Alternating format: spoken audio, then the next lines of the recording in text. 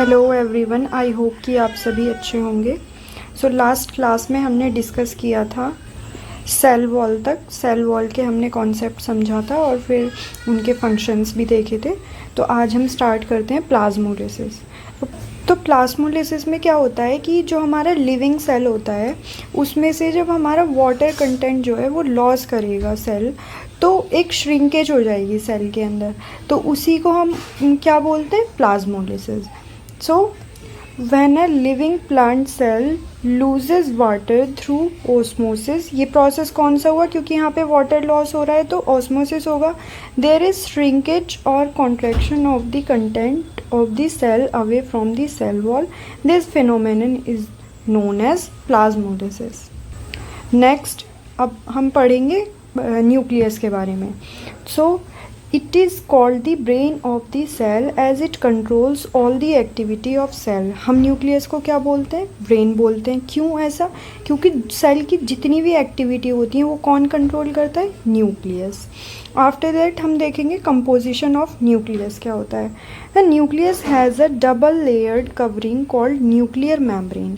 अब जो हमारा न्यूक्लियस है उसकी जो कवरिंग होती है वो डबल मेम्ब्रेन होती है, कुछ इस टाइप से।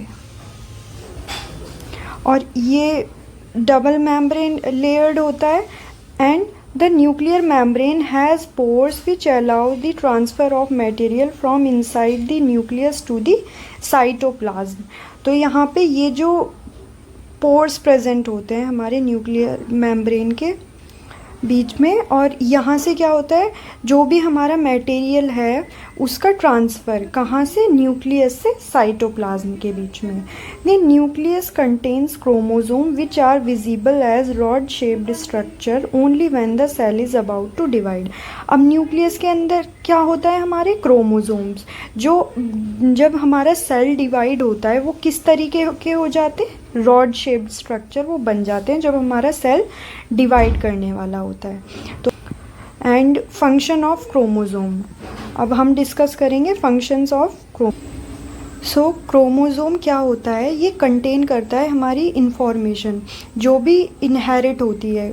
कहाँ से, जब पेरेंट से वो जो फीचर्स हैं या जो भी इंफॉर्मेशन है वो कहाँ पे ट्रांसफ़र होगी, उनके ऑफस्प्रिंग्स में। तो ये यूनिट कौन, बेसिक यूनिट है जो ये करता है, वो है chromosome. Chromosome contains information for inheritance of features. Feature का इनहेरिटेंस होता है कहाँ से, from parents to next generation in the form of DNA. DNA के फॉर्म में, जिसकी फुल फॉर्म क्या है, deoxyribo nucleic acid molecule. Chromosome are composed of DNA and protein. तो क्रोमोसोम किससे कंपोज्ड होता है, किससे मिल क्या क्या होता है क्रोमोसोम के अंदर, DNA and protein. Now DNA molecule contain the information necessary for constructing and organising cells. तो डीएनए के पास सारी इंफॉर्मेशन होती है, कंटेन करके रखता है वो सभी टाइप की इंफॉर्मेशन को जो ज़रूरी होती हैं किसी सेल के ऑर्गेनाइजेशन में और उसके कंस्ट्रक्शन में। After that functional segment of DNA are called gene. जो फंक्शनल सेगमेंट होता है, जैसे पूरा डीएनए है और उसका जो फंक्शनल सेगमेंट होगा उसको हम क्या बोलते हैं, gene. Non dividing cell, this DNA is present as part of chromatin material. अब हमने देखा था जो सेल डिवाइड करेंगे उसमें क्रोमोसोम के फॉर्म में होगा हमारा डीएनए, लेकिन जो नॉन डिवाइडिंग सेल्स होते हैं उसमें ये कैसे प्रेजेंट होगा, मतलब जैसे थ्रेड होता है ना हमारा, बिल्कुल उसी तरीके से ये प्रेजेंट होगा। और क्रोमोसोम में रॉड शेप्ड का होता है, लेकिन यहाँ पे बिल्कुल मतलब थ्रेड लाइक ये दिखाई देगा हमें। Chromatin material is visible as entangled mass of thread like structure. Entangled दिखाई देता है ये क्रोमेटिन में। And whenever the cell is about to divide, जब भी सेल डिवाइड करने वाला होता है तो the chromatin material gets organised into chromosome and perform cell division. तो क्रोमेटिन मटेरियल ऑर्गेनाइज्ड हो जाता है और कैसे बन जाता है, बहुत ज़्यादा कॉम्पैक्टली पैक्ड हो जाता है और फिर सेल डिवीजन कराता है। Now function of nucleus. अब देखते हैं न्यूक्लियस के फंक्शंस क्या होते हैं। The nucleus play a central role in cellular reproduction. Cellular reproduction क्या है, मतलब न्यू सेल्स का फॉर्मेशन होगा, सेल डिवीजन होना। It is the process by which a single cell divide and forms two new cell.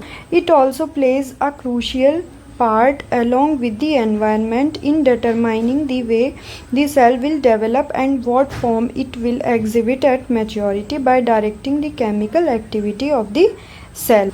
अब यही क्या करता है, ये बहुत इंपॉर्टेंट रोल प्ले करता है कि इस चीज़ में कि सेल कैसे डेवलपमेंट होगी सेल की, और वो मैच्योरिटी में क्या वर्क उसका होगा।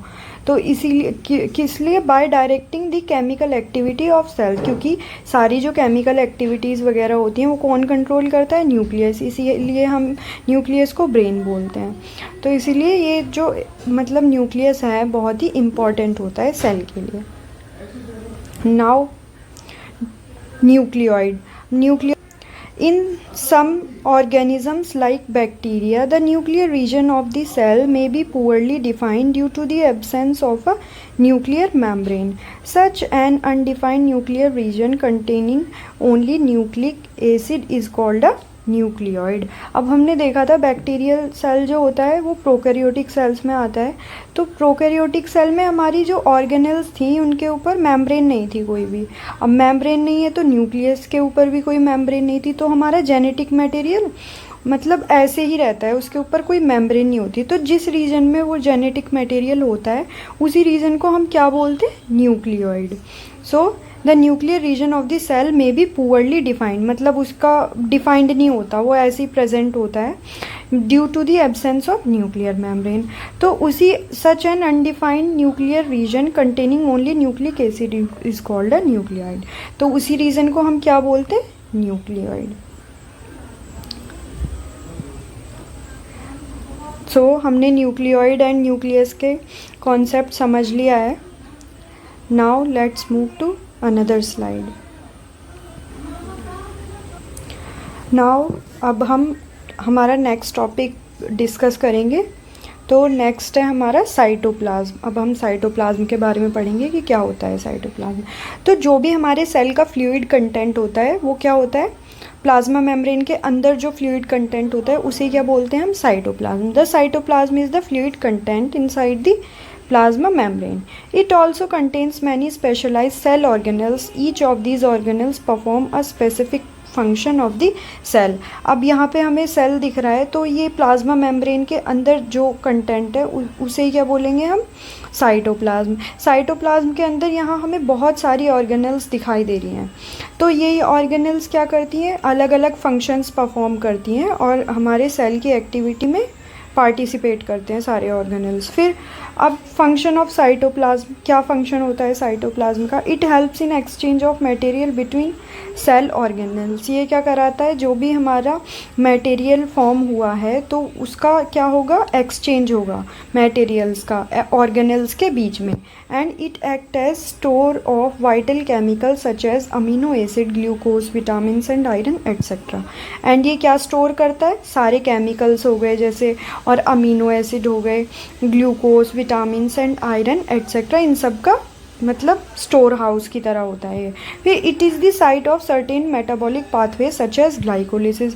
अब यहाँ पे बहुत सारी एक्टिविटीज़ सब ऑर्गेनेल्स परफॉर्म कर रहे हैं, तो ये एक मतलब साइट प्रोवाइड कराता है जहाँ पे हमारे कई सारी एक्टिविटीज़ होती हैं, जैसे मेटाबॉलिक पाथवेज, यहाँ पे ग्लाइकोलिसिस का एग्जांपल दिया है। अपार्ट फ्रॉम दैट हम फोटोसिंथेसिस की बात करें तो उसमें भी ये कहाँ पे होता है, सेल के अंदर ही होता है, थाइलाकॉइड वगैरह में। तो इसीलिए इसे क्या बोलते हैं, it is the site of certain metabolic pathway such as glycolysis.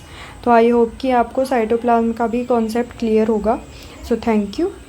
आज का डिस्कशन हम यहीं तक रखते हैं, बाकी टॉपिक्स हम नेक्स्ट क्लास में कवर करेंगे। So thank you so much, thank you for watching, and if you have any doubt तो you can ask me in comment section.